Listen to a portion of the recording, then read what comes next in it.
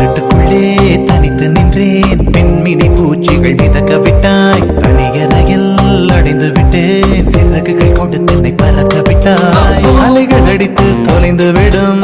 தீவை போல மாட்டிக்கொண்டே, இறுதி சடங்கில் மீதிகள் படும் பூவை போல சங்கி விட்டேன். தெய்வம் பூமிக்கு வருவதில்லை, தாயை பதிலுக்கு அனுப்பி வைத்தான், தாயும் இங்கு எனக்கு இல்லை, எனக்கு ஒரு தாயை அவன் தோழியா என் காதலியா யாரடி என் கண்ணே, தோழியா என் காதலியா யாரடி என் கண்ணே, மடி மீது தூங்கச் சொல்கிறாய், தோள் மீது